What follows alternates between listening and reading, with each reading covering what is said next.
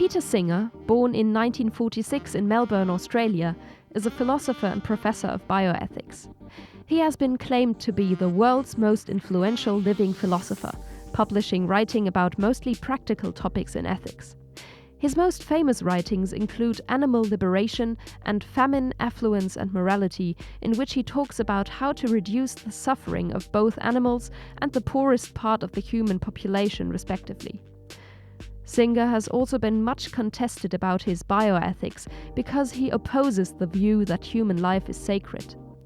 He studied at Melbourne and Oxford University and has been teaching in England and Australia as well as the US.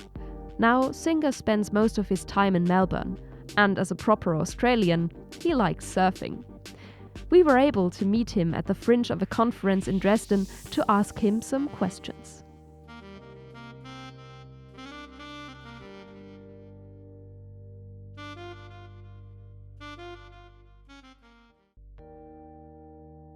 In the past, your views have been controversial in Germany. How is it to be back? Clearly, I'm very pleased that controversy seems to have passed, or at least to have weakened. So I'm very happy to be invited to speak here in Dresden. In fact, at a conference that is also being attended by Chancellor Merkel, who's going to be speaking this evening, and the Prime Minister of the Free State of Saxony was speaking this morning, and apart from that, of course, we're in the Frauenkirche, which is, I guess, still a centre of Christian teaching, and that's often been critical of my views. So I'm happy that the atmosphere now seems to be much more tolerant of the expression of ideas that might still be controversial ideas, and that's fine. And of course, people are welcome to criticise those ideas. What was more troubling a few years ago was that people were really trying to stop me from speaking. And I think that's a quite different question. What is, or better, what should be the role of ethics in society?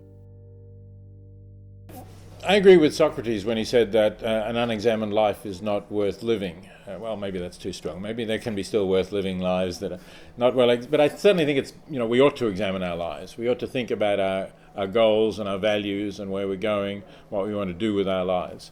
And that takes you straight into practical ethics. You're thinking about how should I live? What are the ethical issues that I need to reflect on that are going to affect the way I live? And practical ethics covers those areas, may cover things that are a little bit remote from some of us. Today, just now in the last session of this conference, we were talking about the possibility of not only extending life, but creating beings who are immortal. Well, I certainly don't expect that's going to be very relevant within my lifetime. Maybe it will be in the lifetime of some of the people listening to this, I don't know. But I've focused particularly on things that are very immediate and present issues, such as what should I eat, which is an ethical question that comes up multiple times a day for everyone, really. Is it okay to eat animals? Should I investigate the conditions of animals in factory farms that produce these products? What is the impact on climate change?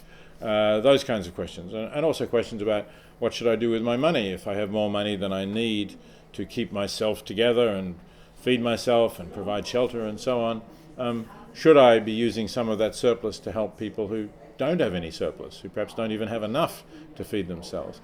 That's another practical question which really, people in affluent countries anyway are facing all the time. So I've tried to focus on those issues where practical ethics can really help people to shape their lives and to think about their lives. What is the relationship between ethics and religion? Will ethics replace religion?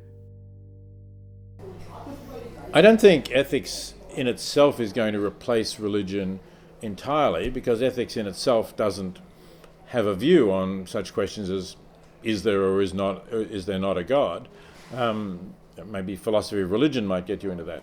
But I think what ethics can replace, or at least provide a strong alternative to, is the idea that in order to have an ethics, in order to think about ethics and about what we ought to do, you need to take that from some religious teachings, perhaps from a sacred text which is supposed to reveal God's word about what we need to do.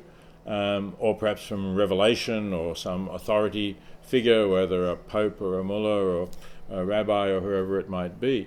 And I think that that's a mistake. You don't need religion to derive ethical principles, to think about ethics, and to work out what's the best way to live. So I hope that ethics will gradually replace these ideas that people take that they don't think for themselves effectively, that they take their ethics from these texts or from the words of leaders of their religions.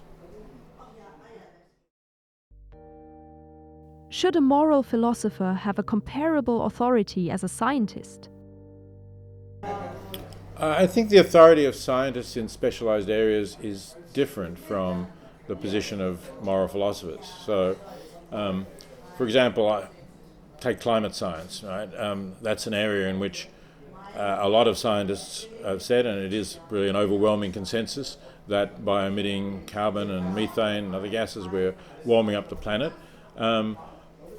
I do take that, in a sense, from the authority of the overwhelming majority of scientists in the relevant fields. I'm not myself an expert enough to do that. It would take years of study to actually really be able to be as authoritative as those scientists are on what they're talking about. I don't think it's quite the same in ethics. I do think that people who have studied ethics for some years can think more clearly about it. They're more aware of the implications of taking one ethical view rather than another. They have more coherent ideas, I think, in ethics. So I do think that there's something to be learnt from them. But I think that we, the philosophers who study ethics, have an obligation to try to express that very clearly so that other people can think about it, and to invite them also to think about the views of other philosophers, because you're not likely to get in philosophy and ethics, at least on the difficult issues, you're not likely to get an overwhelming consensus of the relevant experts as you get with climate change. So people are still in the end, I think, they're going to have to think about what is the right position, what they believe to be the right position. But they should be informed, and they should try and understand some of the arguments, some of the reasons for those positions, and make up their own mind, but not in an uninformed way.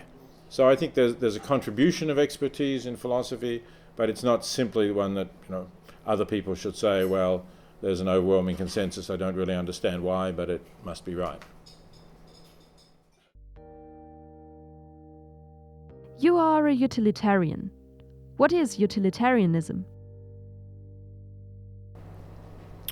Well, utilitarianism is the idea that the right action is the one that, of all of the alternatives open to me to do,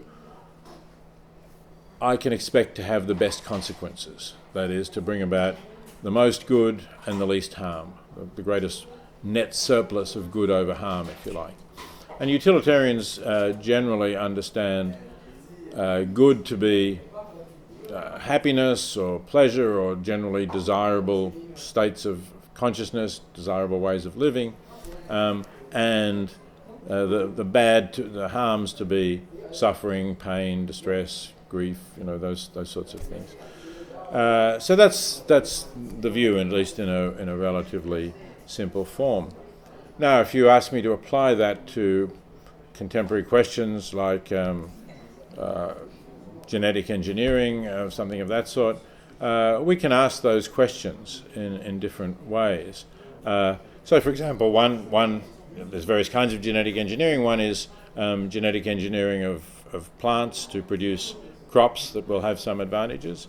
I think utilitarians will try to look at the evidence here again. Are there risks of harms from producing GMO organisms? Are there benefits? What are the benefits?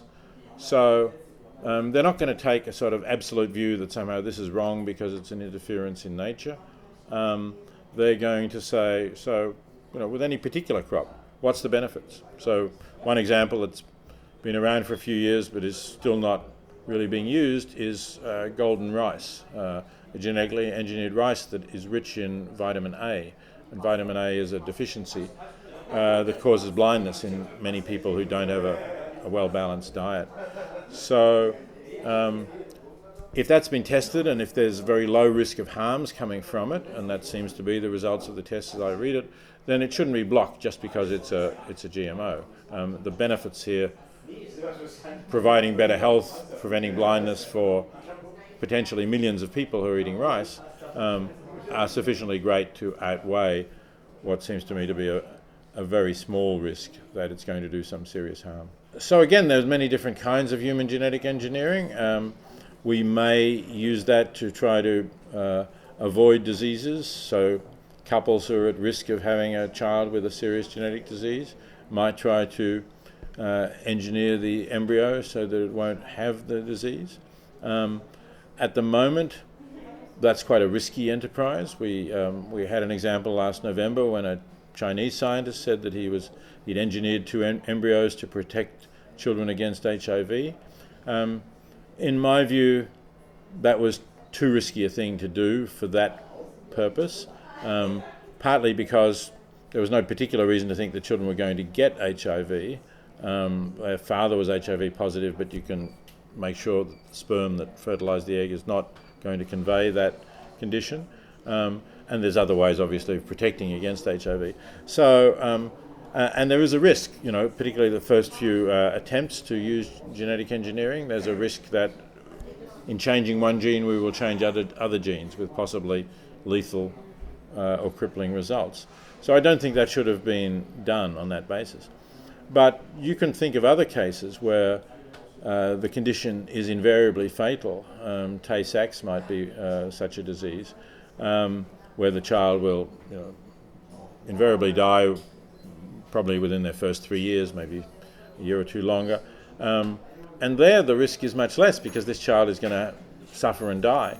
And if you could change that, that would make much more sense. So I'm not opposed to this in general. I'm thinking that we need to find situations where in our present state of knowledge the likely benefits outweigh the likely or possible harms. Might utilitarianism disagree with human dignity is inviolable? Well, I think it would, depending on how you interpret that principle. In fact, in my talk today, I referred to the situation that was discussed by the German Constitutional Court in 2006, when they considered the possibility of a hijacked plane that was going to be crashed into, let's say, a football stadium full of people. And the only way to stop that happening, you don't have time to evacuate the people from the stadium anymore, the only way to stop that happening is to shoot down the plane. And the Constitutional Court said, no, you can't do that because that's a violation of human dignity. To me, that's a mistake. It's a mistake because we assume that you have good evidence that these hijackers are going to crash the plane. As, for example, we had at one stage in 2011, September 11th, 2001, when there'd been 4 planes hijacked, 3 of them had already been crashed into buildings, killing everybody on board, killing many people in the buildings, and there was a 4th plane still in the air. Now, imagine that you're in that situation. It's really a certainty that the people in this plane are not going to live more than a few minutes anyway. So I don't think it's at all a violation of their dignity, in fact, to shoot the plane down. It saves them a few minutes that are no doubt filled with terror anyway. But even if you do think that, it's wrong to kill them even though they're going to die in 10 minutes, what about the dignity of the people in the stadium? So I suppose you could say here I'm taking a utilitarian view of protecting human dignity, or I would simply say saving human life here, avoiding harm to people. And I think that's a better view than to say it's kind of an absolute, that you can never violate the dignity of even one person, even if that's going to save the life of a million. Are basic human rights debatable for the sake of saving Earth?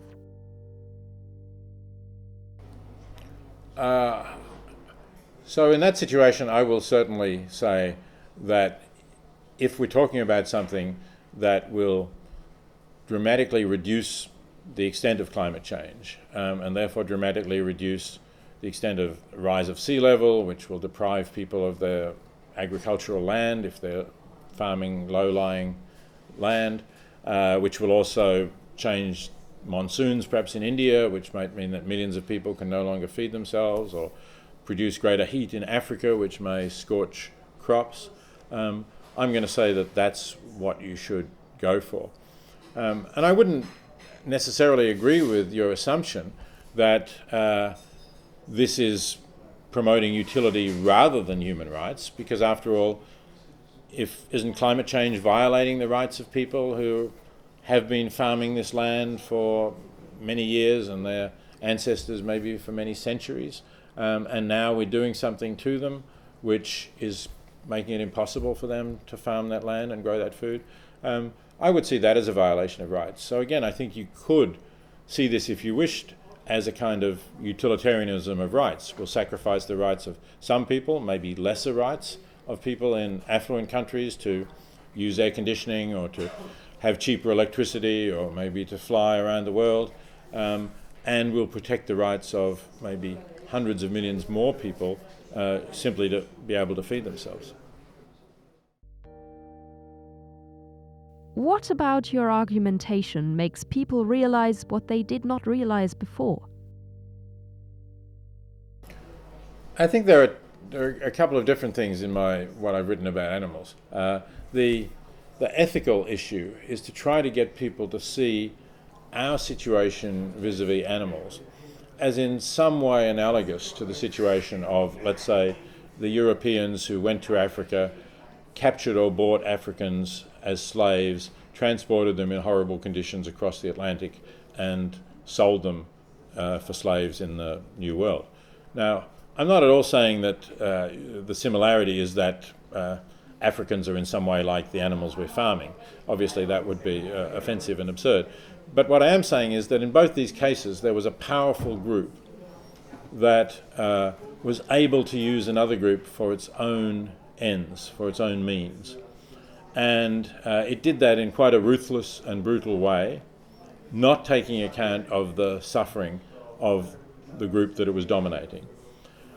And it developed a kind of an ideology to feel justified in doing this. So in the case of the slave trade, it was, of course, the racist ideology of superiority of European civilization, to some extent also appealing to lines in the Bible which seem to say that God had given us some tribes as our servants, and that was supposed to justify it. And of course, we have something similar with animals. We have references to the biblical verse about man's dominion over the animals, which God is supposed to have given us, which justify the brutal way in which we treat animals, and the idea that we're made in the image of God and animals are not.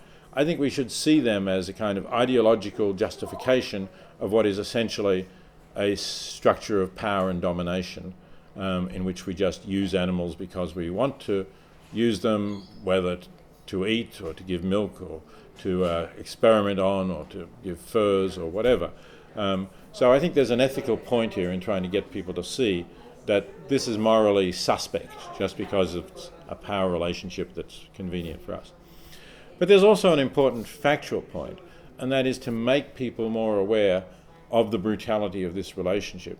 And I especially focus on the question of factory farming, because in terms of numbers, this is by far the largest number, at least of land-based animals, land-based vertebrate animals.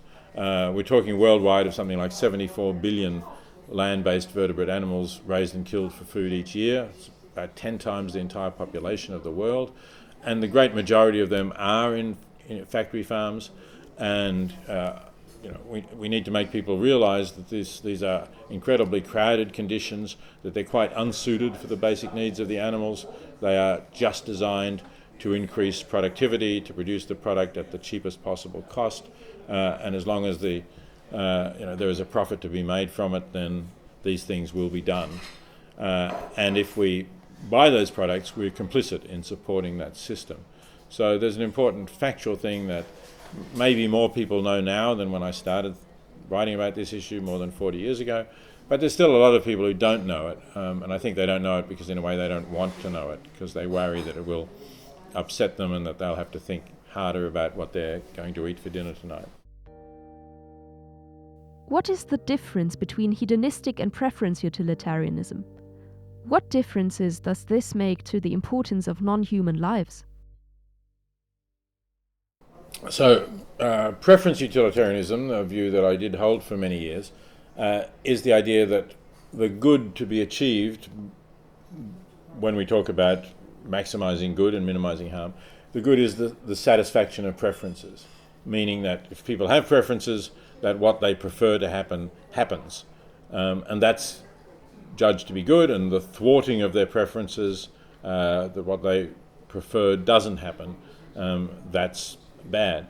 And this is true whether or not, when people get what they prefer, they enjoy it or have a lot of pleasure. Often they will, but sometimes they won't. But still, if it's what they prefer, on the preference view, it's considered good. And then there are more complicated questions about which preferences. Are they just the preferences you happen to have now, even if you're misinformed about something? Or are they the preferences you would have if you were well informed? So there's further questions to explore there. Hedonistic utilitarianism says that the good to be achieved is happiness or pleasure. So it's a state of pleasant consciousness, if you like, desirable state of consciousness. And the bad is pain, suffering, misery, undesirable states of consciousness. So it's in some ways it's a little more straightforward to work out what we're talking about here, because we're all involved in desiring happiness, wanting to be happy, wanting to avoid pain and suffering and so on. So what difference does this make to my views on issues about the killing of animals? And the difference between a person and a being who's not a person. As a preference utilitarian, I argued that it was important to ask the question, can a being think of itself as living over time and have a preference for continuing to live in the future? So my argument was, if beings are aware that they're a particular entity that will live over time and has or may have a future, then they have preferences for that. And if you kill them against their will, you're thwarting that preference, and that's a bad thing. Whereas for other animals, perhaps, that may live more in a moment-by-moment way, maybe simpler organisms that don't have that conception of themselves as existing over time, they don't have that long-term preference. And in that way, it's less wrong anyway. It may still be not a good thing to do, but it's easier to justify. It's easier to say that the killing of them is justified than if they are a being with that sense of awareness over time. Now, if I no longer am concerned about preferences as such, but only about states of consciousness like happiness and misery, the distinction between beings who are persons and beings who are not persons isn't really in itself so critical, because I'm not concerned with the different preferences they're capable of having. Indirectly, it may make a difference. So one difference that it might make is beings like us, let's say, can get to know that there have been killings, let's say, in our neighbourhood. So suppose that you live in a neighbourhood in which the newspapers report a number of killings of people in the street. There's a serial killer on the loose, let's say, seems to strike fairly randomly. So now we become frightened. We maybe change our behaviour. We don't go out at night anymore when we would have liked to, and we're more anxious. Whereas an animal that is not capable of understanding that, that others are being killed in that way, won't at least have that kind of anxiety, and the killing will not spread that fear throughout a larger community. So there are still some differences between beings with different cognitive capacities, but they're not going to be exactly the same differences. They're not going to be so based on the concept of being a person and the idea of beings who are conscious but are not persons. So, on the hedonistic view, humans and non-humans are even more on the same level of importance. They're more on the same level, yes, but as I say, these additional indirect factors that might trouble us. You could also talk about the grief that others who love a particular individual human might feel when that human is killed, which may or may not be the case with non-human animals, depending on how close they are, depending on their social life. Certainly, I think there's grief experienced by a cow when her calf is taken away, but if the calf later on, after an older calf is killed, I don't think the cow necessarily will experience grief at that point in the way that we might. So there are important differences still, but taken in itself, yes, they're more on the same level.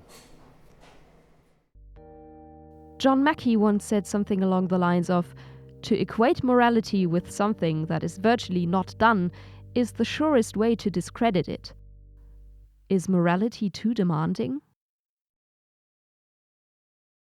So I accept that my moral views about doing the most good, and particularly in the context of a world in which some of us are quite affluent and some of us are in great need, does lead to a very demanding ethic.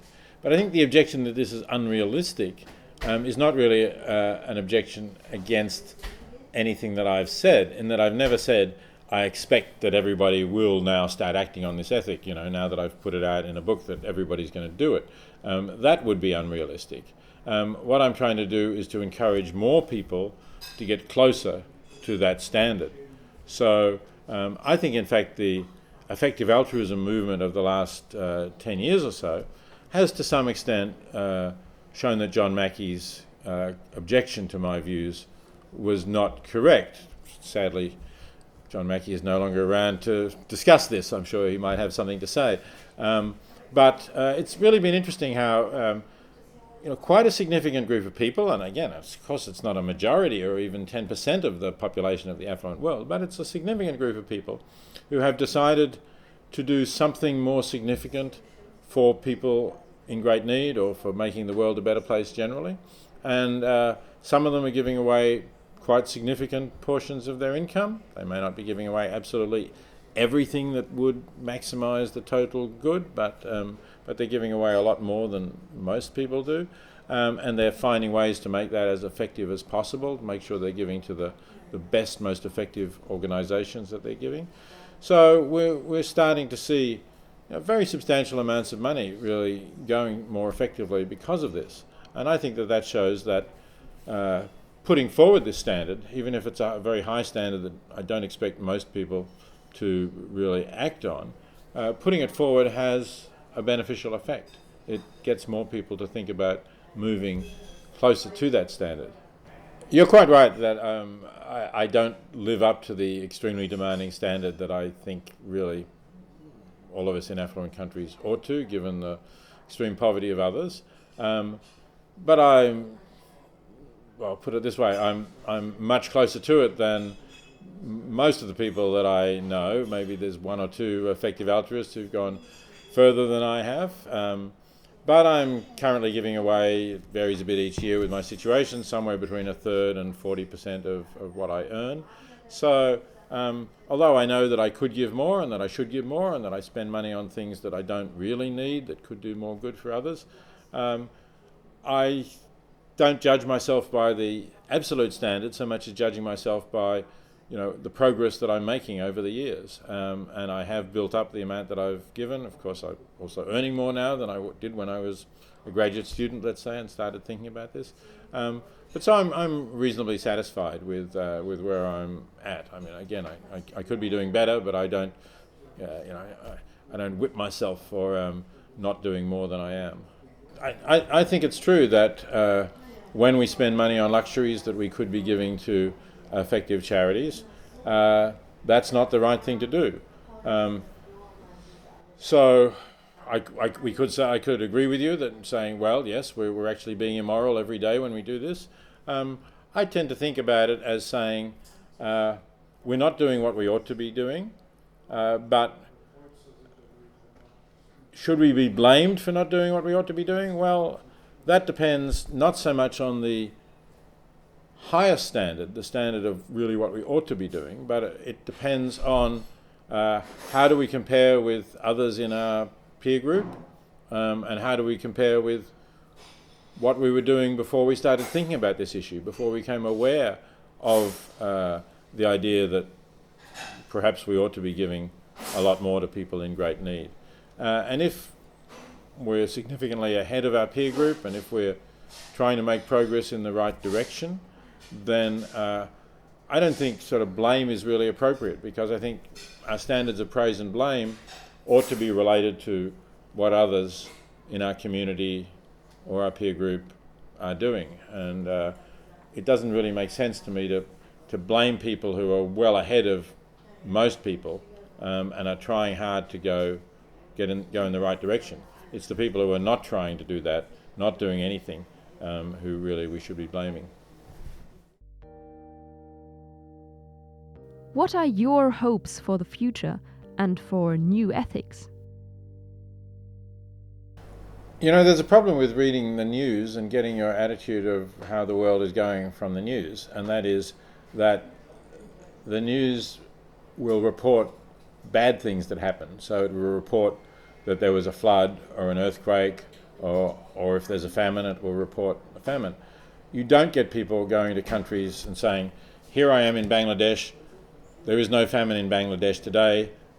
Generally speaking, people in Bangladesh eat much better than they did 20 or 30 years ago, and there are fewer people in extreme poverty. And yet that's the case. And that's not only the case for Bangladesh, that's the case, generally speaking, worldwide. If we think about the number of people in extreme poverty, and we go back 30 or 40 years, we had something like 40% of the world's population was in extreme poverty. Today we have about 10%, or maybe slightly fewer than 10% of the world's population in extreme poverty. That's a huge improvement. Similarly, at the time when I published The Life You Can Save 10 years ago, I said in that book that 9.6 million children die before their 5th birthday every year. That was the UNICEF figure. I'm about to produce a new edition, a 10th anniversary edition of that book, and the figure is going to be, the current figure is 5.4 million, so it's fallen almost in half in 10 years. So the world is, in fact, is making progress in these indicators of reducing extreme poverty and better development. Now, there is one great shadow hanging over that, and that is climate change, because climate change we are not making progress on. The indications are that we're going to exceed certainly the 1.5 degrees Celsius rise in warming, probably the 2 degrees Celsius. Some predictions say we're going to get significantly worse than that. If we do, then that is going to be a huge setback for the attempt to get everybody out of extreme poverty, because we're going to disrupt the conditions in which they're growing their food and living. So I do see that as one of the great challenges for our new ethic. Can we really get a sense that we are doing something terribly wrong? Can we get sufficient protests about that to influence the direction of politics? We have had some protest movement. We now have this Extinction Rebellion movement, which is trying to make people see how serious climate change is. And it's been a long time coming. And compared to the days when I was a student and we protested about the Vietnam War, for instance, we had far larger protests and a powerful movement that did have an impact on the United States eventually pulling out of Vietnam, and Australia, where I was as a student, also pulling its troops out of Vietnam. So I'd like to see large-scale protest movements trying to make leaders realise, make the whole public realise how serious climate change is. That's maybe something where we need a new ethic. We don't have the sort of reaction that you got when you saw dramatic footage, like there was a famous photo in the Vietnam War of a naked girl running down the street with napalm burns all over her body, screaming. And of course, that has a huge impact on people. People see this and they say, this is a terrible thing. I can't support my government, which is dropping napalm on children. We don't see the effects of climate change in the same dramatic way And people can always argue this flood would have happened anyway, this storm, this drought. How do we know this is climate change? So it's harder to get the moral grip that we need to get people to change. But it's just as important, arguably it's much more important than stopping the Vietnam War was. But how do you feel when thinking about the rising of populism and right-wing parties? I am certainly worried about the idea of the difficulty of saying what's real news, and the fact that some people will dismiss as fake news things that are not suited to their particular political stance. That's certainly a difficulty. I'm hoping that we'll find ways of overcoming that. I'm hoping that the swing to the populist and the far right politics will turn out to be something that's temporary, that we're going to swing back to a more normal kind of politics, that we won't see Trump re-elected, that we won't see the surge for the far right in Europe continuing but rather receding. So I think we have to try to work politically as well to get people to see what really is happening in the world, and the fact that the far right populists don't have solutions to the problems that we're facing. Last question. What do you think is moral progress, and how does the effective altruism movement help? Moral progress for me is expanding the circle of our concern to beings who are either not in it at all or are only marginally in it. So one of those expansions was to animals, and we've still got a lot further to go to really take the interests of animals seriously. But also we need to expand the circle to people who are not living in affluent countries, who we don't see that much directly, who are far away from us, but whom we can help and whom we know about how they're helping. And in that connection, I think the effective altruism movement is doing very good work in trying to make us understand that there are things we can do. Because one of the great barriers for people to actually get serious about trying to help people in poverty is they say, well, how do I know who to give to? How do I know this is not a scam? How do I know the money is not going to get swallowed up by administrative expenses of the organization? We now can answer that question. We've got independent research organizations employing talented people to research and check that these organizations are highly effective. So I think we can make moral progress in that way by expanding our concern to everybody in the world and trying to produce a world without extreme poverty. Great. Thank you very much. Okay. Yes.